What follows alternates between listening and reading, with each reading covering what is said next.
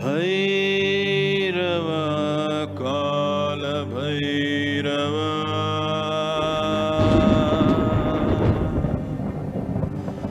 Adi Anta Parajaya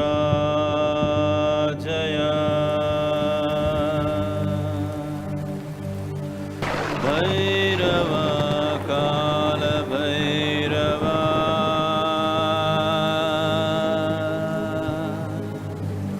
Adi Anta Parajaya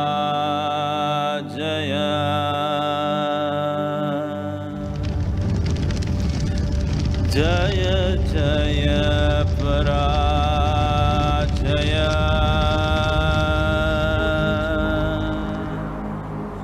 Yuga Yuga Yugantaka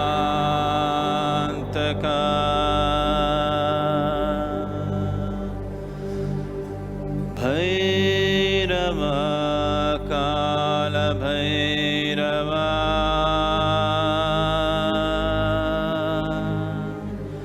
Kala Kala Kalantaka.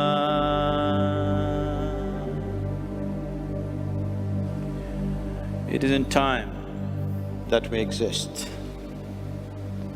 It is in time that we were born. It is in time that we will die. If a human being understands the significance of time, the rules of time, the laws of time, the dharma of time, and is in tune with the dharma of time, he is not just a Jaya, he is a Vijaya too. He makes it here and he makes it elsewhere. One who is not in tune with the dharma of time, he will get crushed and crumpled by the process of life. Life is just a play of time. The ancient sages of this nation, the ancient seers and yogis of this region looked at time with enormous attention. Our idea of time is essentially because of the way we are connected with the immediate creation around us, which is the planet and the solar system.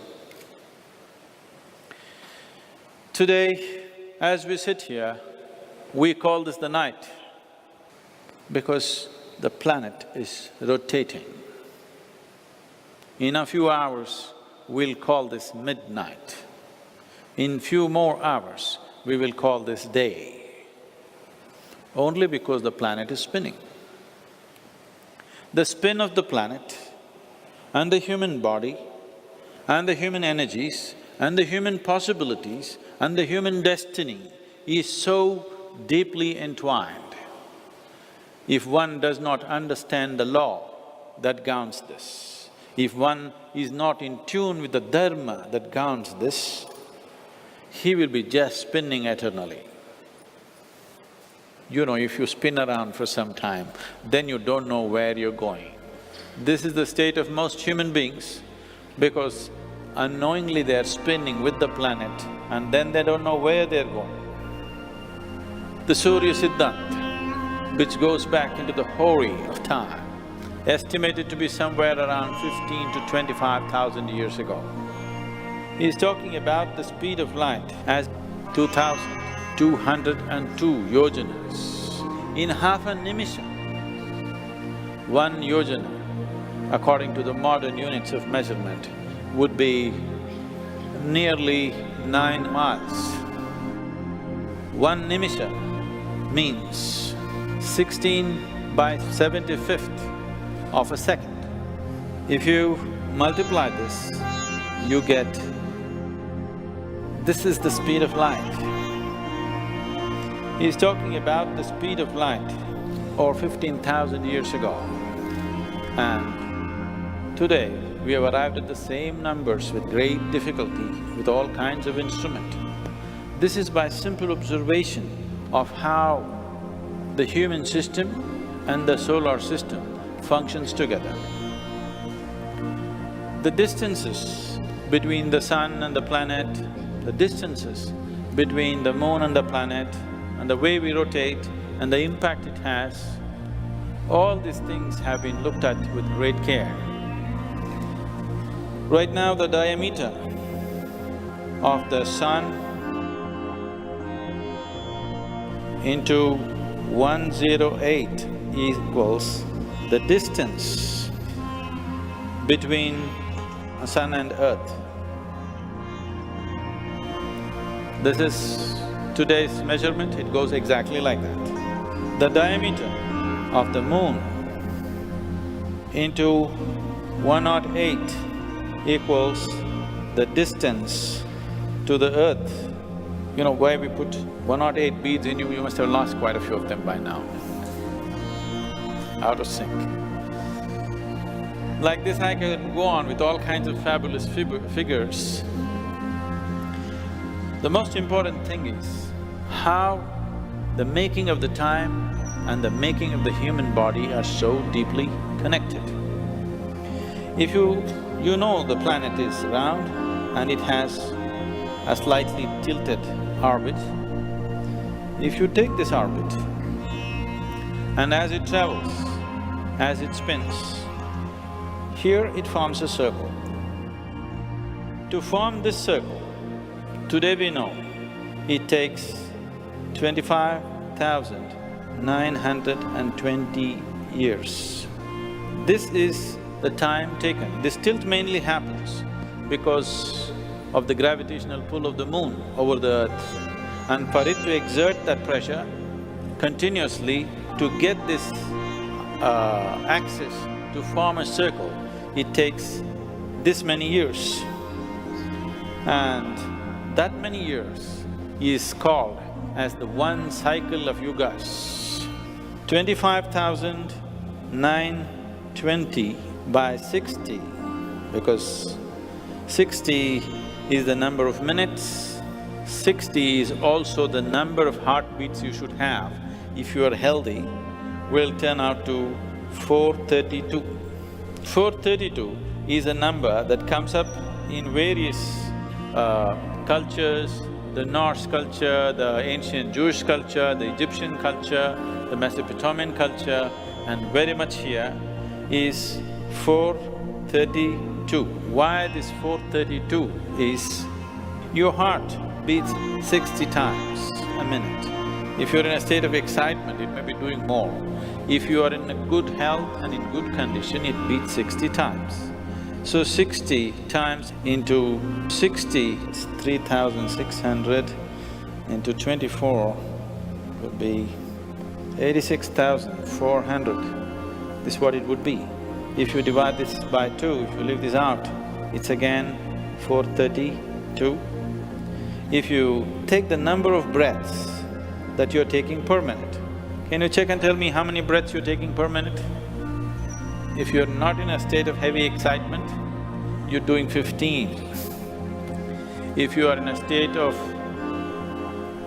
sadhana, you've done lots of sadhana, then you could be 12, otherwise you will be 15. So, 15 breaths per minute means into 60 per hour, that is 924, that is 21,600. There is something called as a nautical mile, which is a real mile. That means, when I say the real mile, it has something to do with the planet and the way it is. The other units of measurement that we have created has something to do with the ease with which we can calculate. So 1 nautical mile literally means, you know there are 360 degrees in a circle, all of you know this. So upon the planet, there are 360 degrees. If this is the planet, if this is the equator, there are 360 going up like this.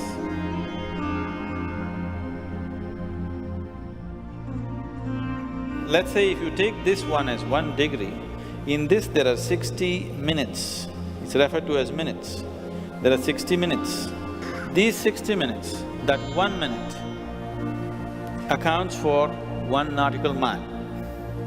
So that means the circumference of the earth at the equator is 21,600.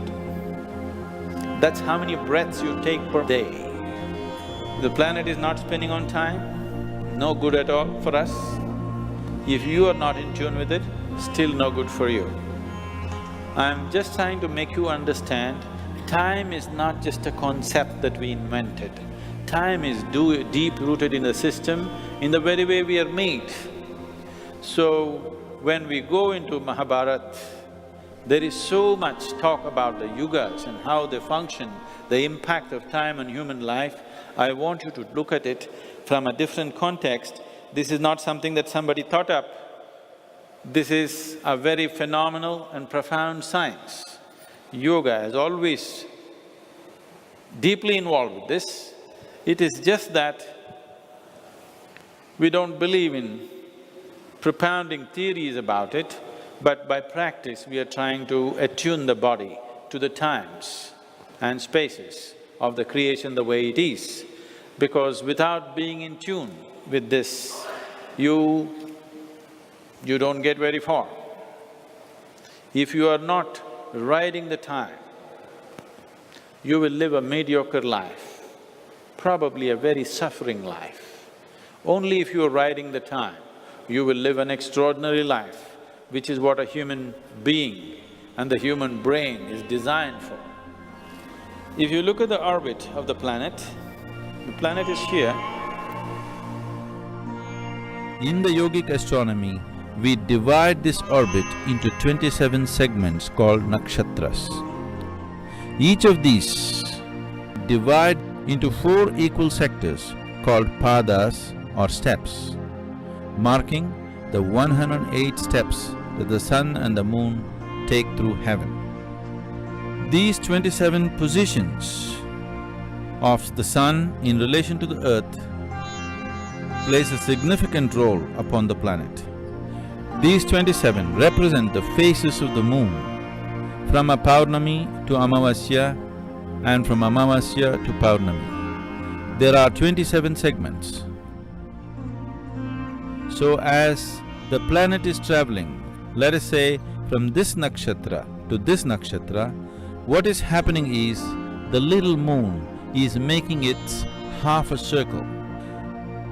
As it goes to the next one, it completes the cycle, and as this is happening, the human cycles within the human body are responding and corresponding to that.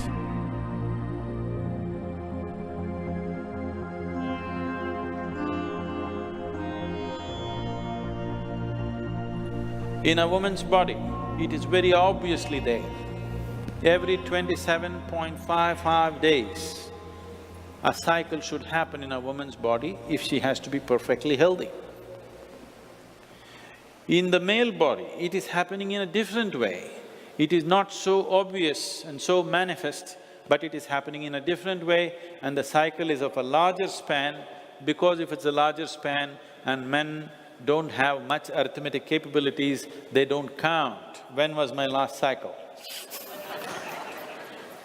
That is mainly because of arithmetic problems, but otherwise this is happening. This is happening all the time in the solar system. This is happening in the larger universe with relation to the solar system, and it is happening in this. So Pinda and Andanda, the microcosm and the macrocosm, both are playing the same game. But you tell me, who should play whose game? If you think the macrocosm is going to play your game, you will waste your life. If you play their game, your life will be greater beyond your expectation. Now, Mahabharat, you need a certain context within yourself. This is a story which happened a little over 5,000 years ago, 3,140 BC. the war ended. And 3102 BC, Krishna left his body.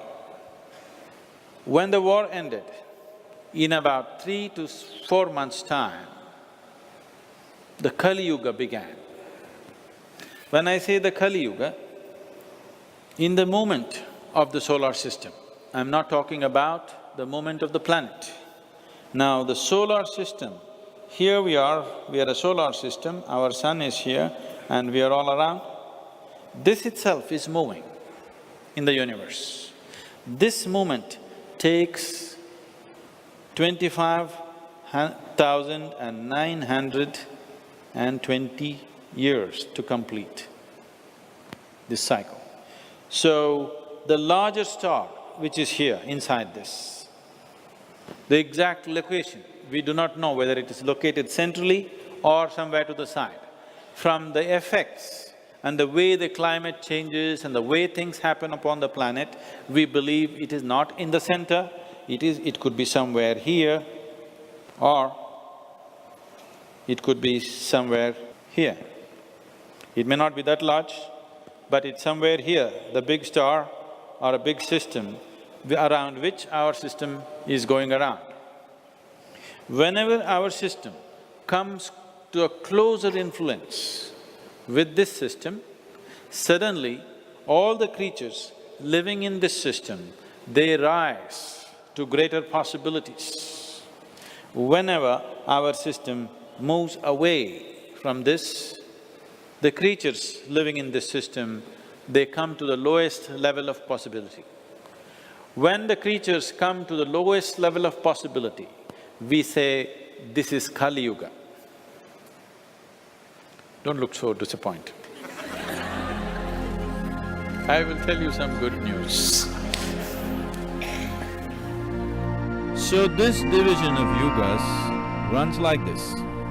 If you divide this by 2 to split it into 2 halves, you will come 12,960. 12,960. So this is the journey from here to here. 1 half to cover the 4 yugas. It takes 12,960 years. The Satyuga lasts for 5,184 years.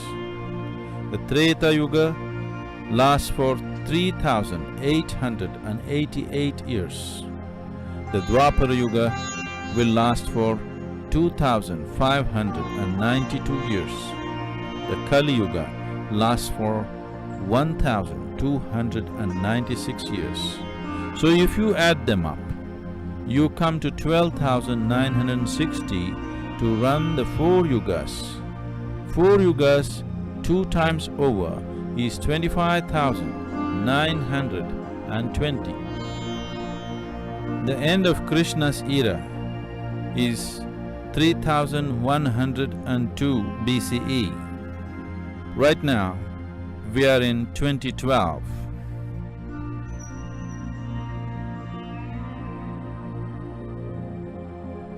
That means this is 5,114 years since Krishna's era ended. If you take away 2,592 years, which is the cumulative number of years considering the 2 Kali Yugas, which is at the bottom of the ellipse, you get 2,522 years. The duration of Dwapara Yuga being 2,592 years, we still have 70 years left for the completion of Dwapara Yuga. That means 2082 we will be completing Dwapara Yuga and moving into Treta Yuga.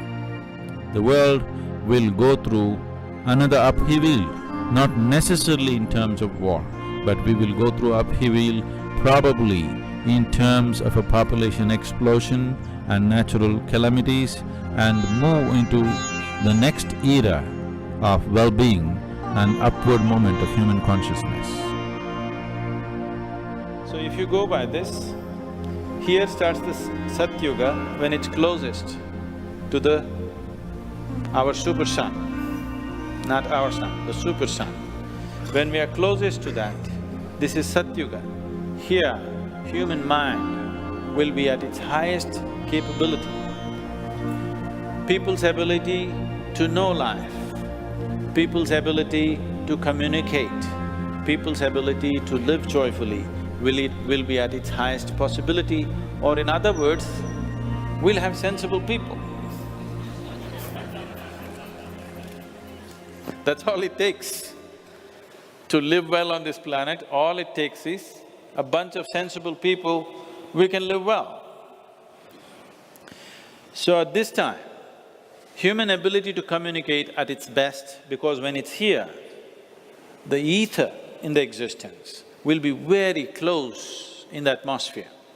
Right now, the etheric sphere of the planet is risen to a certain point. There was a point when it was much higher, now it has come a little closer. So when it is Satyuga, when it is positioned like this, the ether will be very close. When ether is very close, if I want to say something to you, I don't have to say it. With my eyes closed, you know what I want to say. Now don't start imagining. It's a danger. If the ether comes down a little bit, but still high enough, then if I close my eyes, you won't know what I'm doing. But if I open my eyes and look at you, you know what I'm saying. You can enhance the ether in so many ways, we'll look at that. If the ether comes down some more, you can know by breath. If you go into the forest, you will see, because visually you're mostly blocked, after some time you will see the most significant way of knowing things is only by smell. Most animals are living there, knowing things only by smell. Because of such concentrated life energy, the ether is high. Because the ether is high, they don't have to see. They know it. If you talk, they'll get confused. When the ether is very low, you have to talk and talk and talk. Otherwise, they won't get it. Even if you talk, they won't get it. You have to knock and talk and knock and talk to make them get it. Yes. So the etheric content in the atmosphere will determine how sensitive your ability to communicate is. To create etheric content, there are many things one can do. So this is why Krishna said, in Kali Yuga, which is down here, which is so far away from the super sun, the ether will be so low, no point trying to teach them yoga, trying to teach them meditation, trying to teach them mantras, yantras, this, that, they won't get it. Just teach them devotion. If they're devout, then they will generate their own ether. There will be an etheric content in the atmosphere. Because of this, they will perceive. This is said thousands of years ago. They say functions like electricity, magnetism, realizing that the whole body is an electric structure and the whole universe is an electric structure, will come naturally as the solar system moves closer. So right now we are moving into Treta Yuga, which is the second best time that can happen in this cycle. And Krishna also said, after over 5,000 years, there will come a 10,000-year period of fabulous time. We won't make it there, but we can set the foundations for it. That we can have the joy of creating an atmosphere where there will be a 10,000-year stretch of golden time upon the planet. This is Not all predictions and conjecture. This has a very deep-rooted understanding with what happens with the human mind in relation to the planet on which we live. We don't just live on this planet, we are the planet. If you don't understand this today, you will understand this when you're buried. Planet understands that you are just a part of the planet. You think something else of yourself. So, a story begins because you have false ideas about yourself. Mahabharat is a grand misconception of human beings and their sufferings, their rise, their falls. It goes on simply because human beings are struggling to come in tune with it. Somebody is in tune with it, whatever he tries to say, everybody misunderstands, both who are on this side and that side. Because this is not something, life is not something that can be said. If you open your eyes, you can see the light. Simply, just like that, if this life opens up, if it can feel life, it can become life. It cannot be told. Telling is only to inspire. Telling is only to de-mesmerize you from your own self-mesmerism. Every human being has hypnotized himself or herself into their own limitations and they believe this is it, this is it. If you undo that hypnotism, they will feel fearful because it is a limitless existence. So you will have to, if they're spinning this way, you have to spin them this way for some time, for them to feel they're going somewhere. The problem is, you're walking in this direction. If I tell you you're walking the wrong way, oh, is that so? And you turn around and you start walking this way. If you're arrogant, you say, I don't care, and you keep going and fall in the pit. But you are a gentle one. If you say somebody says you're going the wrong way, you will turn around and walk this way. No, no, no, not this way, you're going the wrong way. Oh, is this way? No, no, no, you're just going the wrong way. That's difficult. So the whole Mahabharat is just this effort. No matter what they're doing, everybody thinks they're doing it for the good. My good, your good, somebody else's good, everybody else is good, whatever kind of good. Everybody thinks they're doing it for the good. But everybody is neither good, nor bad, nor right, nor wrong, it just goes on the story. So I want you to understand what it means to be living a story. Why are we taking these 8 days to tell you this story? We could just give you a printed book, there are already many versions, and I'm sure many of you come prepared reading 3 different versions. I'm sure. There are scholarly ones I can see. No, we don't want you to read the story. We want you to live the story. So, the story is not about somebody. Mahabharat comes under the classification of being itihas. In India, we recognize the great texts in 3 categories: Itihas, Puran, Ved. Vedas are abstractions. Vedas are full of abstract ideas, scientific theories, explanations for celestial happenings. Puranas are stories, but not of human beings, of other kinds of beings. Puranas are the stories of other type of beings, not of humankind. Itihasa is the story of the human being. When I say it is the story of the human being, itihasa should not be understood as his story. There is a historic element to it. The facts are rooted in history, but this is my story. If it is his story, what meaning to your life? Only if it's your story, it is a process of growing up for you. What happens in a story like Mahabharat? The range of things that happen in a story like Mahabharat, the range of people, just to tell you the magnitude.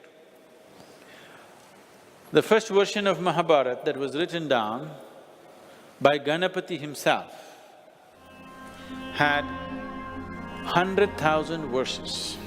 When Vyasa wanted to tell the story and somebody had to write it down, he found no better chronicler than Ganapati himself. But Ganapati is bored of this scholarship business. He said, see, once I start writing, you should not even give a moment's gap. If I write this word, the next word should be already on. If you hesitate, I will leave and go. The project is off. You must keep telling the story in such a way that I should never have a break. Are you ready? So Vyasa said, fine, because this story is not something that I'm going to make up, this story is living in me. It will just find expression. Only thing is, you should not write a single word that you do not understand. They made a deal. They made a very clever deal. And he narrated the story, these 100,000 verses, which depict over a few thousand characters. These characters are not guest appearances. Each one of them, from their birth to death, all aspects of their life, their childhood, their marriage, their asceticism, their sadhana, their conquests, their miseries, their joys and their death, and for most of them, their previous lives and their next lives, in enormous detail. Putting Odyssey and Iliad together, this is about 7 times longer than that. Did anybody last through Odyssey and Iliad? Did anybody manage to read through this, the Latin version? Most people won't last, they will just somewhere. By the time they read the introduction, they feel scholarly enough to give it up. So this is 7 times longer than that. So definitely, we will not be trying to cover the story as story is, but the story as it's relevant to you and me today. Because I want you to live through the story. I don't want you to sit in 21st century and make a judgment on people who lived here 5,000 years ago. It's the most unfair thing to do. I'm sure if they come alive now and look at you, they will have horrible judgments to make about you the very way you are. Yes or no? So it's not for you to sit here and make judgments. This is not about good, this is not about bad. This is not about the right thing and the wrong thing. This is about exploring the human creature like he's never been explored in any other place. Just simply an exploration.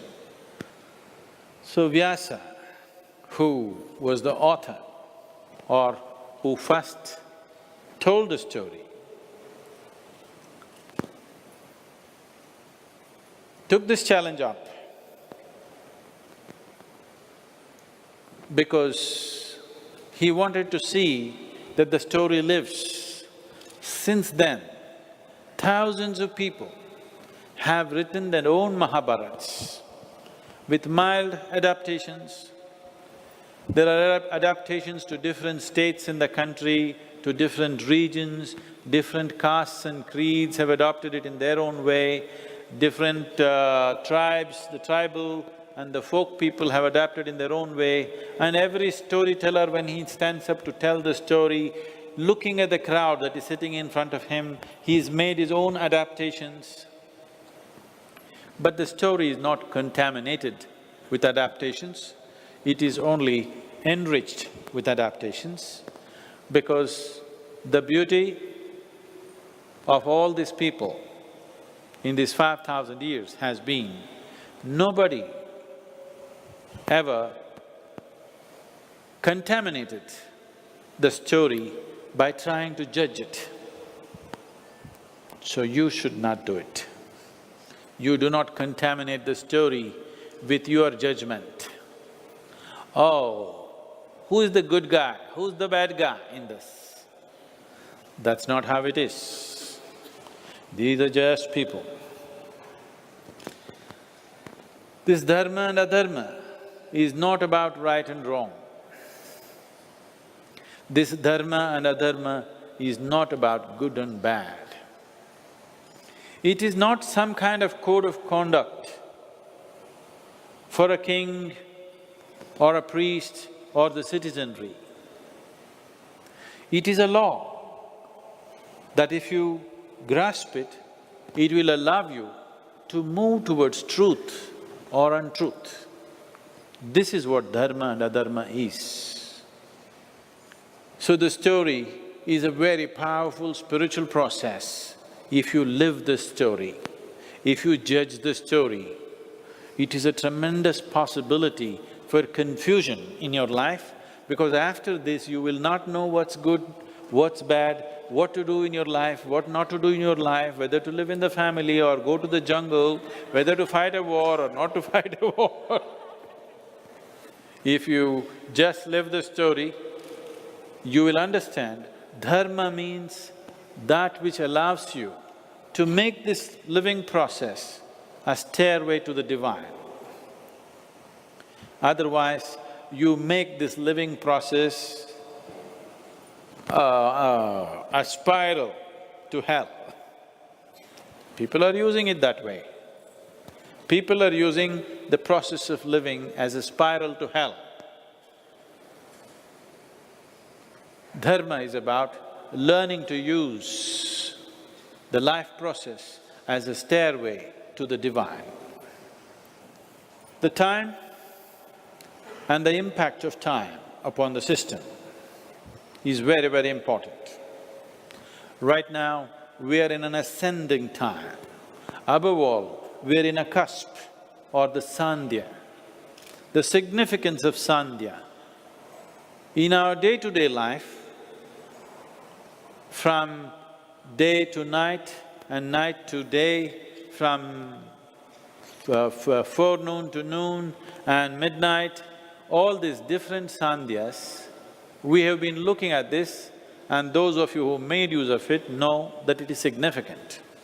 But now we are talking about the sandhyas between two yugas, two major formations of time, which actually have a great impact on the way human body, human mind, human energy, this whole electrical system, how it rappels with the electrical system of the creation, the universe in which we exist, is towards a higher possibility. If you crackle with it, you will be one way. If you resist it, you will be another way. As the voltage increases, if you are the right kind of instrument, you will glow bright, otherwise you will poop out. At the same time, no matter which time, it does not matter which yuga, it does not matter which planetary position we are in right now, still individual human beings can rise above this. Still individual beings can live in a golden time within themselves. That possibility has never been ruled out. In the worst of times, still an individual human being can be well above that. Everybody knows what happened on the last part of Mahabharata. I want you to leave it. I want you to live through it, because the beauty of the story And the beauty of your life, if you want to explore the beauty of your life, you have to explore the beauty of the story like this. A story is a tremendous opportunity that without going through all that, you can go through all that. Without a scratch on your body, you can fight a battle. What more? Human experience is largely shaped within himself, in his thought and his emotion. The more he becomes available to an etheric sphere, the more he is in an energy space, his ability to shape his experience becomes better and better because the outside atmosphere is sensitive to it. Just now, Adi Yogi is sitting here in full flow, no better place, and he will not interfere. Even in Mahabharat, he was just there. People went to him, whoever asked for whatever, he gave them. You asked for a boon, you got it. Tomorrow your enemy went and asked for a boon, he got it. Now you will think, is this my God?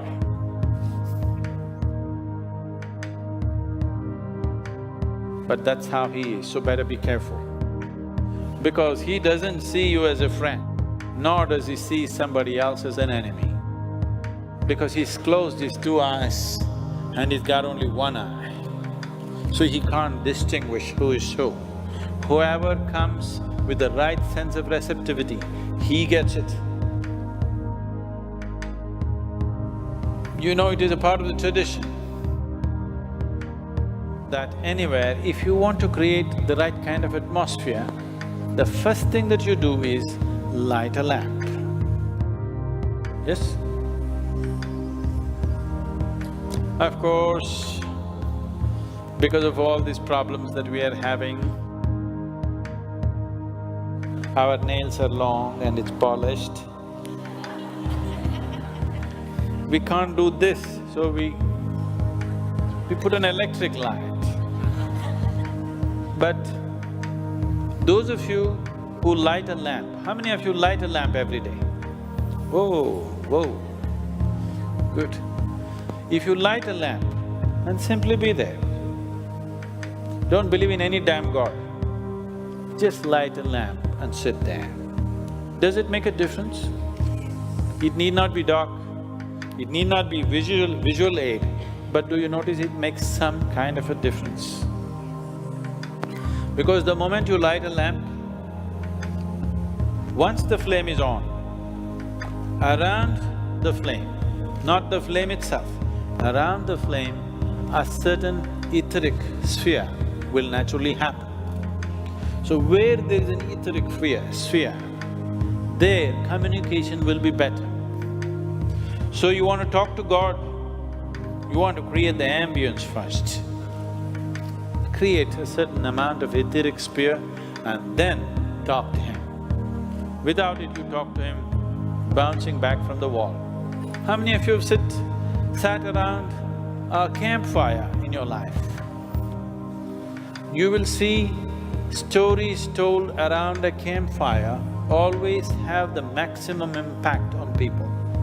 The storytellers of the yore have always understood this, that stories told around the campfire are always the most effective stories. Receptivity will be at its best.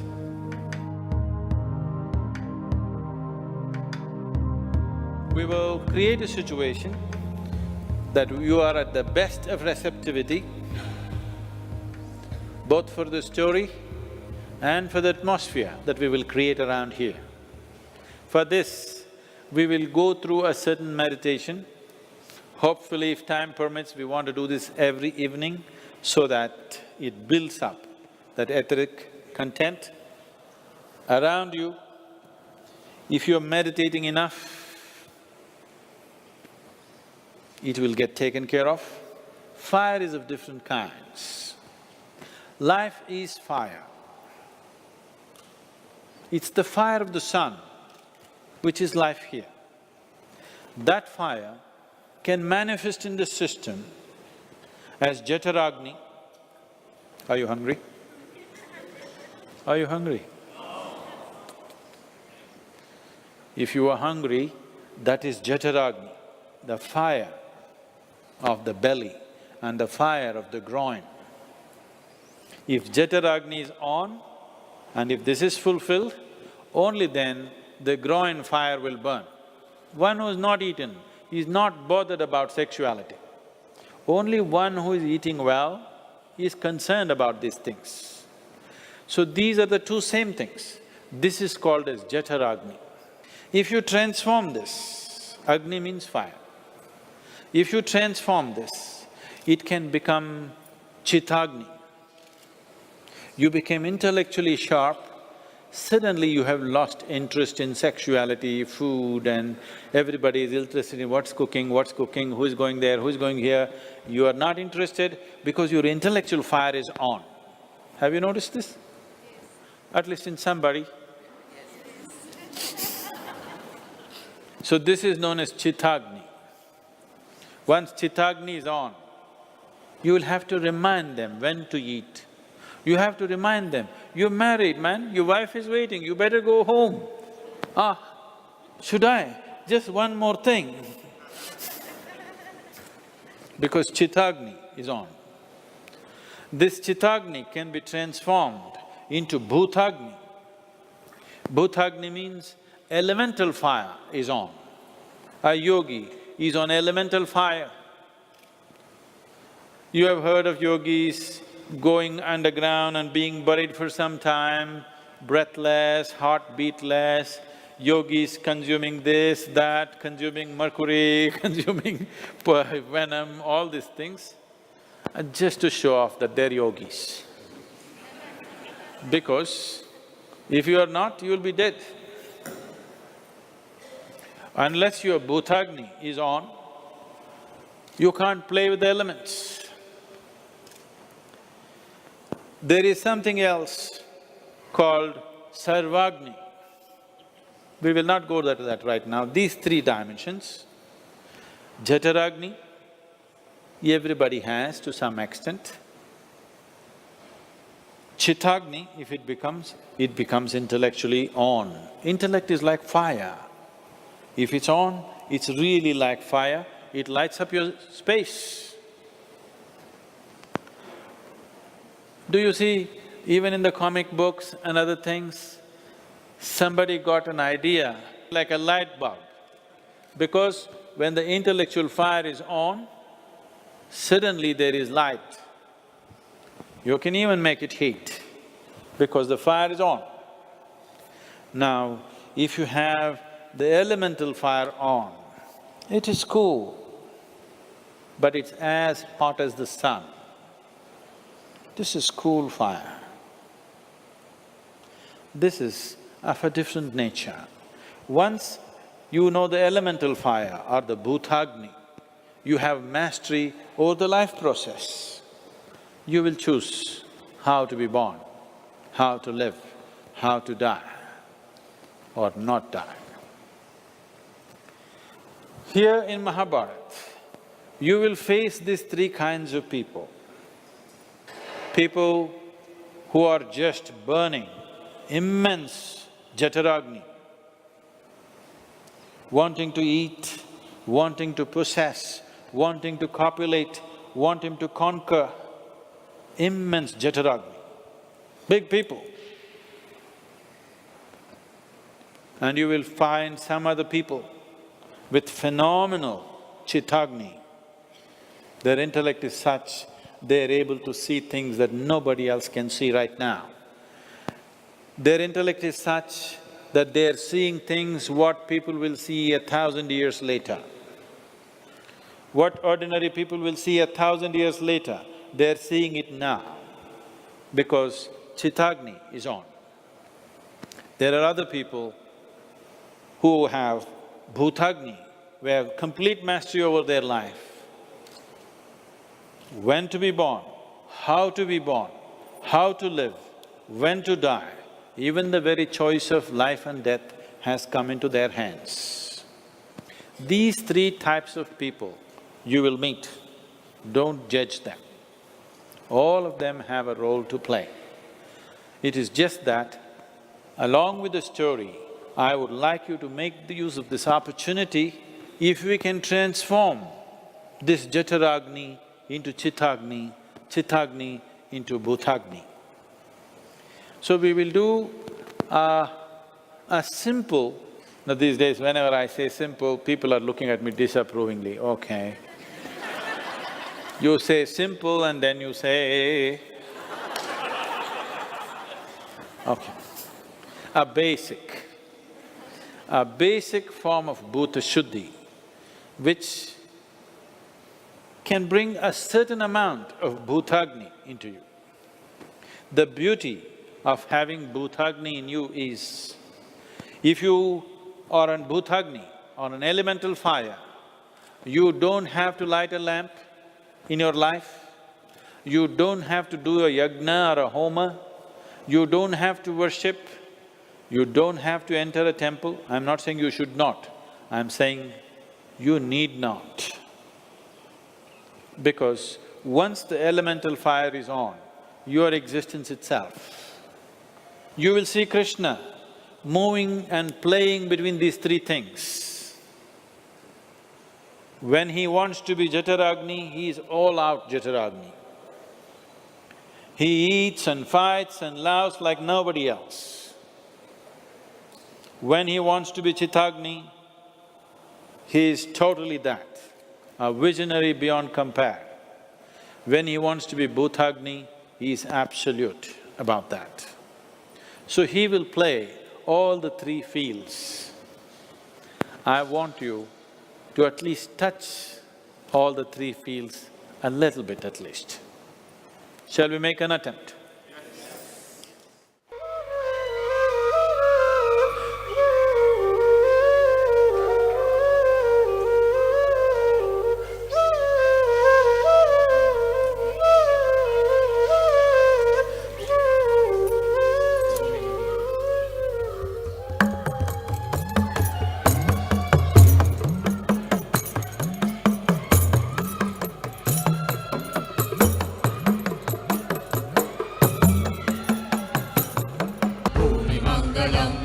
Mangalam, Agni Mangalam, Vayu Mangalam, Gagana Mangalam, Surya Mangalam, Chandra Mangalam, Jiva Mangalam, Jagata Mangalam, Deva Mangalam, Mano Mangalam, Atma Mangalam, Sarva Mangalam, Bhavatu Bhavatu Bhavatu, Sarva Mangalam, Bhavatu Bhavatu Bhavatu, Sarva Mangalam, Bhavatu Bhavatu Bhavatu.